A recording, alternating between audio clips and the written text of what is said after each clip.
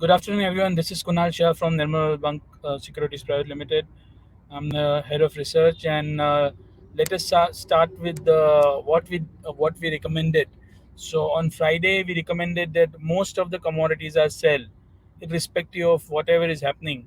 So the fundamentals, demand, supply, technicals, all were on one side, and what we were expecting is that Federal Reserve is going to be more aggressive in their policy. And yesterday, Mr. Powell said the same in his testimony yesterday. So today also we have his speech which is going to continue. So first मैं आपको हिंदी में translate करूँगा. हम पिछले पूरे हफ्ते में आपको रिकमेंड कर रहे थे सभी commodities, gold, silver, copper, zinc, all commodities are cell.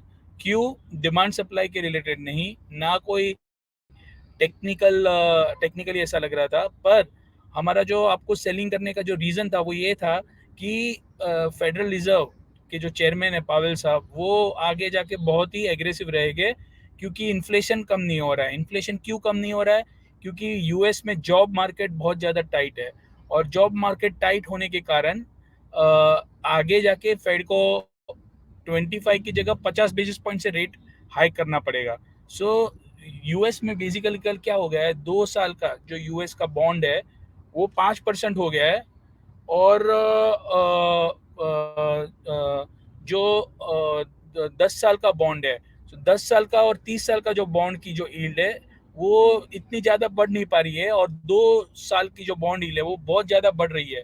So liquidity conditions day by day US में टाइट हो रही है, और उसके चलते कमोडिटी में हमने एक शार्प फॉल देखा है. सो कल ही हमने पहले भी ये देखा था, तकरीबन in the month of January, दिसंबर या जनवरी में, जब यूएस की बॉन्ड यील्ड बढ़ गई थी, तब स्टेटमेंट फेड की ओर से थोड़े डविश आ गए थे. पर ये टाइम उल्टा है कि इवन दो बॉन्ड यील्ड बढ़ रही है, फिर भी फेड की ओर से कोई भी स्टेटमेंट ऐसा नहीं आ रहा है कि वो लोग पीछे आएंगे. सो अभी भी ट्रेंड कोई चेंज नहीं हुआ है, पर थोड़ा बहुत आज पावेल साहब की स्पीच के बाद अगर पुल बैक आता है तो वो पॉसिबल है. सो कॉपर हमने फिर से देखा, ऑलमोस्ट हमारा फर्स्ट टारगेट 740 का था, कल ऑलमोस्ट 742-43 का हमने आज लो कल लो बनते हुए देखा था, और वहाँ से एक थोड़ा सा पुल बैक आया है. सो ऑलमोस्ट टारगेट अचीव हो गया है मेरा. सो आज के सेशन में सबसे पहले मैं मेटल से ही स्टार्ट करूँगा. सो थोड़ा बहुत पुल बैक आ सकता है जो हिसाब से ये नीचे गया है. सो कॉपर अराउंड 752 तक आ सकता है. जिंक 200 अगर 60 में आप बाई करते हो तो 263, 264 ऐसे लेवल्स आपको इवनिंग सेशन में देखने मिल सकते हैं. सो थोड़ा बहुत पुल बैक आज मैं एक्सपेक्ट कर रहा हूँ. क्रूड अगर आप बाई करते हो 6350, 6340 में, तो 6420, 6450 तक जाता हुआ देखने मिल सकता है. सो हर एक चीज़ में एक छोटा सा पुल बैक पावेल साहब की स्पीच पहले देखने मिलेगा. आज शाम को अगर पावेल साहब की स्पीच में कोई भी ऐसा बात या ऐसा इंडिकेशन निकल के आता है कि वो लोग रेट हाइक शायद नहीं करेंगे aggressively, then it will be a very different story. Then फिर से बहुत एग्रेसिवली बढ़ जाएगा. बट यहाँ से जो दो कमोडिटी है जो मुझे बहुत ज़्यादा डाउनसाइड नहीं समझ में आ रही है. सो गोल्ड $1800 के नीचे या $1800 के इर्द गिर्द मुझे बहुत ज़्यादा मंदी नज़र नहीं आ रही है. सिल्वर भी अराउंड $19.90 हमने देखा आज, बहुत ज़्यादा मंदी. ये दो कमोडिटी में शॉर्टिंग नहीं करना चाहिए ये लेवल्स पे. उसका रीज़न समझा रहा हूँ मैं आपको.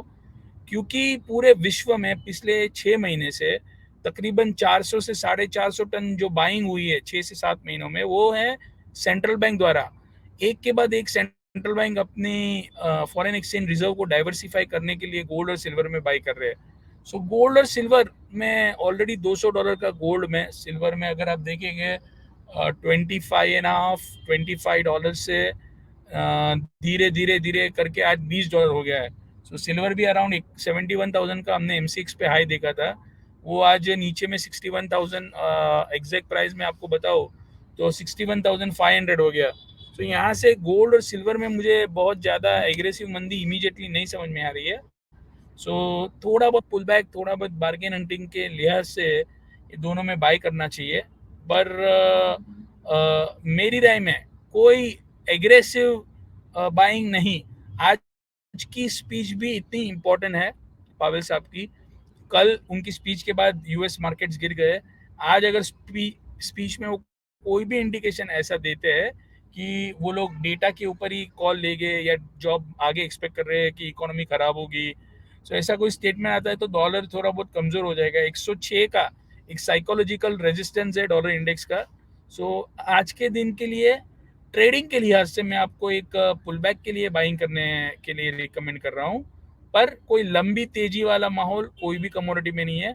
सो आज मैं कॉन्ट्रा कॉल दे रहा हूँ सब कमोडिटी में, थोड़ा बहुत आपको अपसाइड देखने मिलने वाला है, पर it's not a change of trend for short term.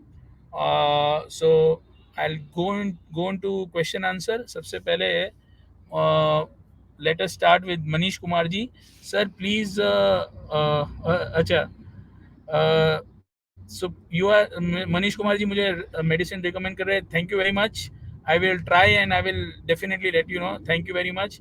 Gurpreet Singh ji, sir $20 पर buy silver long term target और किस प्राइस पर एवरेज कर सकते हैं? अच्छा, गुरप्रीत जी ये देखिए, अभी आप बाय करते हैं तो और एक रेट हाइक होने वाला है। सो आप समझिए आपने $20 पे सिल्वर बाय किए तो $19 होगा, वो समझ के ही बाय करो, वरना मत करो। आप 4-5% डाउनसाइड सिल्वर की आप देख नहीं सकते इन केस, तो नहीं करना चाहिए। गोल्ड सिल्वर को बढ़ने के लिए जो तेजी की हम बात कर रहे हैं उसको होने के लिए 1 या 2 महीना लग सकता है, पर मैं इसलिए आपको बोल रहा हूँ रिकमेंड करने के लिए, लेने के लिए। शायद ऐसा नहीं हुआ और बढ़ गया तो इसके लिए छोटा मोटा बाइंग अपने पास रखना चाहिए। Vikas Kumar ji, your analysis is good, thank you very much. मैं ट्राई करता हूँ आप लोग को अच्छी एडवाइस दे सकूँ। ऐसा नहीं है मैं भी रॉन्ग जाता हूँ, बट थोड़ा बहुत अभी ट्रेंड समझ में आ रहा है, तो our views are going wrong. So do you see gold coming up from 1815? Yes, आज मुझे लग रहा है थोड़ा बहुत पुल बैक आएगा। $1800 ब्रेक करना इजी नहीं है साइकोलॉजिकली गोल्ड के लिए, पर ऐसा है कि ये 1700, आपने अगर 1810 में बाय किया तो ऐसे बाय करो कि 1780 होने ही वाला है। सो आपको 200 300 400 रुपया 500 रुपया M2M भरना ही पड़ेगा, ऐसे बाय करो। फिर रीजन कोई ना कोई आ जाएगा, रीजन आएगा तब देखेंगे। और अभी फिलहाल ट्रेडिंग के लिहाज से थोड़ा बहुत ऊपर जा सकता है, ऐसा मेरा व्यू बन रहा है। और पोजिशनली मेरा ध्यान ऐसा है गोल्ड और सिल्वर में, ये $19 से $19.5 is a buying range. Gold में $1770 से लेके $1800 के बीच में कोई भी प्राइस, ये लॉन्ग टर्म के लिहाज से ये मंदी के लेवल्स नहीं है। सेंट्रल बैंक्स जो फाइनेंशियल मार्केट को पूरा मॉनिटर कर रहे हैं, पूरा वही लोग गोल्ड बाय कर रहे हैं। सो समझो गोल्ड फॉर एग्जांपल हो जाता है $1700, तो सेंट्रल बैंक खुद ही आ जाएंगे। ये time the beauty about gold is 5.5% interest rate होने के बावजूद भी गोल्ड के प्राइसेस क्रैश नहीं हुए। जब ये पिछली बार 2017-18 में जब फेडरल रिजर्व टेपरिंग कर रही थी अपनी बैलेंस शीट, वो टाइम पे गोल्ड में एक बार $300-400 की मंदी आ गई थी। So this time it is not happening, और बहुत फास्ट फॉल आया था। सो गोल्ड में पहले में और अभी में फ़र्क ये है कि इन्वेस्टर नहीं भी बाय करते तो कोई प्रॉब्लम नहीं है, सेंट्रल बैंक बाय कर रही है। सो इसलिए गोल्ड में बड़ी मंदी की जगह नहीं है। So Vikas Kumar ji is asking your analysis good, thank you very much. उसके बाद निकुंज जी पूछ रहे हैं your analysis is good, 58,000। Yes Nikunj ji, आ सकता है 58 या 59,000, पर वो टच एंड गो रहेगा, वो ज़्यादा रुकने वाला नहीं है वो लेवल्स पे। फंडामेंटल कोई मंदी के नहीं है सिल्वर के, धीरे धीरे लेना चाहिए। सो मैंने आपको रेंज बता दी है, मैं टेक्निकल एनालिस्ट नहीं हूँ, 19 से $19.5 के बीच में है, that's a buying range for silver. Mukesh Soni ji, क्या गोल्ड में सेल कर सकते हैं? Not at this level, no. जब कोई चीज़ एकदम एग्रेसिवली नीचे आ गई है और नीचे में सेल करना रिस्की है, मैं थोड़ा बहुत ऊपर जाऊंगा तब शॉर्ट टर्म के लिए हम सेल कर सकेंगे, पर ये लेवल पे नहीं। Rakesh Sahu ji, happy Holi. Yes, very happy Holi. Silver 1 week view बहुत डिफिकल्ट है, पर आज इंट्राडे 1-2 दिन में थोड़ा पुल बैक दिखने मिलने वाला है। अभी भी कोई लंबी तेजी वाला माहौल नहीं है, थोड़ा बहुत ऊपर जाएगा, पर वी नीड, कब गोल्ड और सिल्वर में तेजी होगी? कल जो रात को हुआ है स्पीच जो फेड की ओर से आई है, इससे डॉलर स्ट्रांग हो गया है, पर जो बॉन्ड मार्केट एक साइड पे डॉलर स्ट्रांग हुआ इसके कारण नीचे आया, और दूसरी साइड जो बॉन्ड मार्केट इंडिकेट कर रही है कि 2 साल के बॉन्ड की यील्ड बढ़ती जा रही है जो 5% हो गई है, और सामने 10 साल की और 30 साल की यूएस की बॉन्ड की इतनी ज्यादा नहीं बढ़ रही है। ये इंडिकेट कर रहा है, ये बता रहा है कि आगे जाके इवन यूएस में स्लो डाउन आने वाला है, तो इसलिए गोल्ड आगे जाके तेजी होने वाला है, अभी इमीडिएटली लंबा तेजी नहीं होने वाला है। सो रमेश कुमार जी 55,000 नहीं लगता है मुझे, रमेश कुमार 55,000 रुपी 80 रुपीज हो गया तो 2,000 2,500 रुपये नीचे आ जाएगा।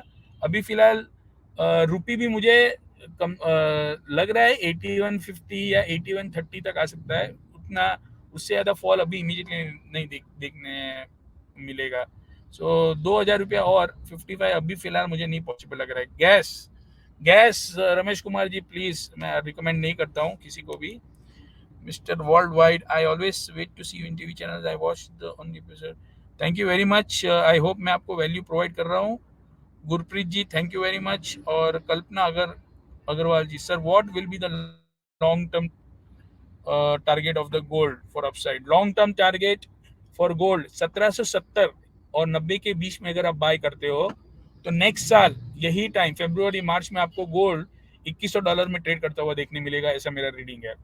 जिंक, पलक जी मुझे लगता है आप जिंक में ही ट्रेड करते हैं, मैंने आपको रिकमेंड किया था 57 58 के इर्द गिर्द जिंक में सपोर्ट लेना चाहिए। जिंक ऊपर में फिर से 64 65 लग रहा है, उससे ऊपर नहीं लग रहा है, बट 57 58 पे एक बार सपोर्ट लेगा ऐसा लग रहा है। सो आई होप मैंने आप सभी के क्वेश्चंस को आंसर किया है। और अभी जो ट्रेंड है मेरी राय में, कोई भी चीज में कोई लंबी तेजी नहीं, थोड़ा बहुत आज पुल बैक आ सकता है पावेल स्पीच पर। आज भी अगर पावेल साहब ऐसा ही बोलते हैं नहीं हम तो रेट बढ़ाते ही रहेंगे, तो फिर से ये नीचे आएगा। So till the Powell speech, I think 8:30 को पावेल साहब की स्पीच स्टार्ट होगी, उसके बाद आप स्पीच पे ध्यान रखिए। कोई भी ऐसा चीज आता है, आई विल ट्राई यूट्यूब में जो हमारा वीडियो रिकॉर्डिंग अपलोड होता है उस पर मैं फिर से मेंशन करूंगा कि कोई भी मुझे लग रहा है कि कोई व्यू होता है तो आप लोग की जो कमेंट्स होती है उसके नीचे में पावेल साहब की स्पीच के बाद I will keep post, I will keep a comment on that post so that you guys will come to know. So see you on 8:30 8:45 around those time, and I will surely let you know what to do. Thank you very much.